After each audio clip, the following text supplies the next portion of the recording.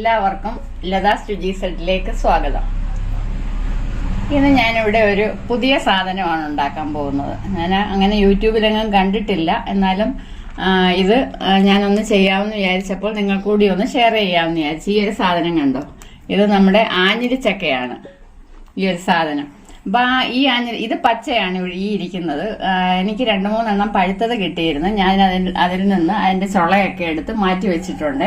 അപ്പൊ അതുകൊണ്ട് നമുക്ക് 4 മണിക്കൊക്കെ കഴിക്കാൻ പറ്റുന്ന ഒരു പലഹാരം ഉണ്ടാക്കാം. അപ്പൊ ഈ ഒരു പലഹാരം ഉണ്ടാക്കുന്നതിന് ആവശ്യമായിട്ടുള്ള സാധനങ്ങളും കൂടെ നമുക്ക് ആദ്യം ഒന്ന് കണ്ടു നോക്കാം. അപ്പൊ ഞാനിപ്പോ ഇവിടെ ഒരു 2 ആഞ്ഞിലി ചക്കയാണ് അതിന്റെ ചുളയൊക്കെ എടുത്തിട്ട് വെച്ചിരിക്കുന്നത്. അപ്പൊ അതിനു വേണ്ടിയിട്ട് നമുക്ക് ഒരു അരമുറി തേങ്ങാപ്പാല് എടുക്കണം.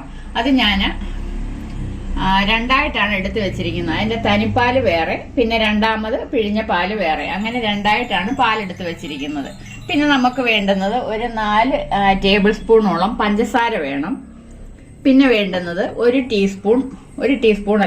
ടേബിൾ സ്പൂൺ അരിപ്പൊടി. നമ്മൾ ഇടിയപ്പത്തിനൊക്കെ ഉപയോഗിക്കുന്ന അരിപ്പൊടിയാണ് ഞാൻ എടുത്തിരിക്കുന്നത്. പിന്നെ ഒരു നുള്ളു ഉപ്പ് വേണം.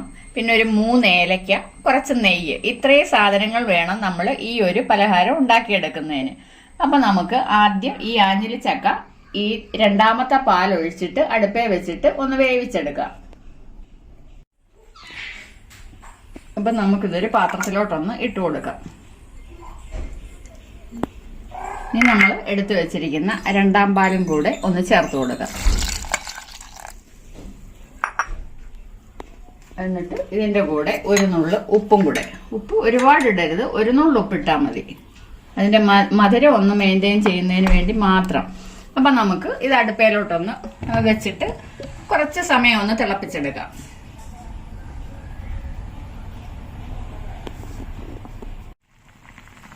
ഇപ്പോൾ നമ്മുടെ ആഞ്ഞിലി ചക്ക അതാണ്ട് നന്നായിട്ട് പാലൊക്കെ ഒന്ന് തിളച്ച് വന്നിട്ടുണ്ട്. അപ്പോൾ ഈ ഒരു പരുവത്തിൽ നമ്മൾ എടുത്തു വെച്ചിരിക്കുന്ന പഞ്ചസാരയും കൂടെ ഇതിന്റെ കൂടെ ഒന്ന് ചേർത്ത് കൊടുക്കാം.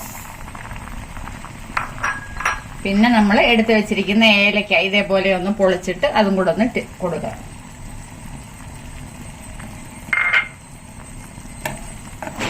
ആ പഞ്ചസാര ഒന്ന് അലിയുന്നിടം വരെ കുറച്ച് സമയം കൂടെ ഒന്ന് ഇളക്കി കൊടുക്കാം. ഇപ്പൊ ദാണ്ട പഞ്ചസാരയൊക്കെ അലിഞ്ഞ് ആഞ്ഞിലി ചക്കയൊക്കെ ഒന്ന് വെന്ത് വന്നിട്ടുണ്ട്. ഇനി നമുക്ക് എടുത്തു വെച്ചിരിക്കുന്ന അരിപ്പൊടി തനിപ്പാലില് ഒന്ന് കലക്കിയിട്ട് ഇതിന്റെ കൂടെ ഒന്ന് ചേർത്ത് കൊടുക്കാം.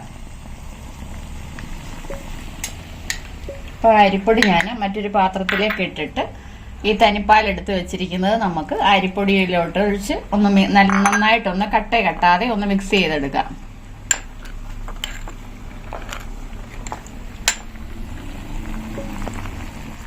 ഞാൻ ആ പൊടി നന്നായിട്ടൊന്ന് മിക്സ് ചെയ്തെടുത്തിട്ടുണ്ട്. നമുക്ക് ഇതിലോട്ടൊന്ന് ചേർത്ത് കൊടുക്കാം. എന്നിട്ടിത് കട്ട പിടിക്കാതെ ഒന്ന് ഇളക്കി കൊടുക്കുക.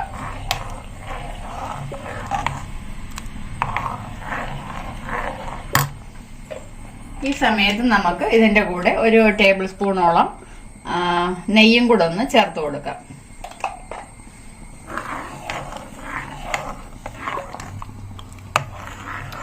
ഈ ഒരു ആഞ്ഞിലി ചക്കപ്പഴം നമ്മൾ പച്ചയ്ക്ക് തിന്നിട്ടേ ഉള്ളു. അല്ലാതെ ഇങ്ങനെ പണ്ടൊക്കെ ഉള്ളവർക്കാണെങ്കിൽ ഇത് ചെയ്തിട്ടുള്ളതായിട്ടാണ് എനിക്ക് തോന്നുന്നത്. കാരണം ഞങ്ങളൊക്കെ സ്കൂള് വിട്ട് വരുന്ന സമയത്ത് അമ്മ ഇതേപോലെ ഉണ്ടാക്കി തരുമായിരുന്നു. നല്ല ടേസ്റ്റി ആയിരുന്നു അത് കഴിക്കാൻ. തേങ്ങാപ്പാലില് ഇതേപോലെ വേവിച്ചിട്ട് മാവ് ചേർത്താണ് ഉണ്ടാക്കുന്നത്. ഇപ്പൊ ആഞ്ഞിലിപ്പഴം കണ്ടപ്പോൾ ഞാൻ പെട്ടെന്ന് അത് ഓർത്തു. അതുകൊണ്ടാണ് ഇപ്പൊ ഈ ഒരു റെസിപ്പി ഇടാനുള്ള കാരണം. നല്ല ടേസ്റ്റിയാണ് ഇത്. പിന്നെ നമ്മൾ കഴിക്കുന്ന സമയത്ത് ഇതിന്റെ കുരു മാറ്റിയിട്ട് വായില് നമ്മളിങ്ങനെ കഴിക്കുന്ന സമയത്ത് കുരു എടുത്ത് കളയണം. അത്രേ ഒരു ബുദ്ധിമുട്ട് മാത്രമേ ഉള്ളൂ. നല്ല ടേസ്റ്റിയാണ് ഇത് കഴിക്കാൻ. ഇത് കണ്ടോ, ഇത് നമ്മൾ വായിലിട്ട് ഒന്ന് അലിഞ്ഞു കഴിയുമ്പോൾ ആ കുരു ഇങ്ങ് വരും.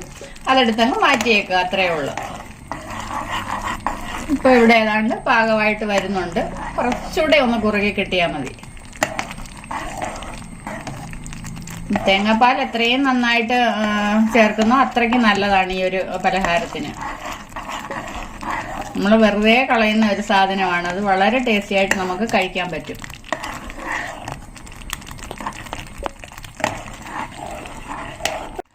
ഇതിവിടെ തയ്യാറായിട്ടുണ്ട്.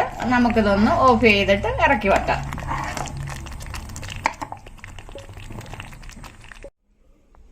അപ്പൊ നമ്മുടെ ആഞ്ഞിലി ചക്ക വെച്ചിട്ടുള്ള ഒരു പലഹാരം ഇവിടെ റെഡി ആയിരിക്കുകയാണ്. അപ്പോൾ എല്ലാവർക്കും ഇഷ്ടപ്പെട്ടിട്ടുണ്ടെങ്കിൽ ഒന്ന് ചെയ്ത് നോക്കുക. വളരെ ടേസ്റ്റി ആയിട്ടുള്ള കുഞ്ഞുങ്ങൾക്കും ഒക്കെ കൊടുക്കാൻ പറ്റിയ ഒരു പലഹാരമാണ്. അവർക്ക് തീർച്ചയായിട്ടും ഇത് ഇഷ്ടപ്പെടും. അപ്പോൾ എല്ലാവരും ഒന്ന് ചെയ്ത് നോക്കുക. എൻ്റെ ചാനൽ ഇതുവരെ സബ്സ്ക്രൈബ് ചെയ്യാത്തവർ ഒന്ന് സബ്സ്ക്രൈബ് ചെയ്യുക, ലൈക്ക് ചെയ്യുക, ഷെയർ ചെയ്യുക, കമന്റ് ചെയ്യുക. ഇനി അടുത്ത ഒരു നല്ല വീഡിയോയുമായി ഞാൻ ഉടൻ തന്നെ വരുന്നതായിരിക്കും. അതുവരേക്കും എല്ലാവർക്കും ബൈ.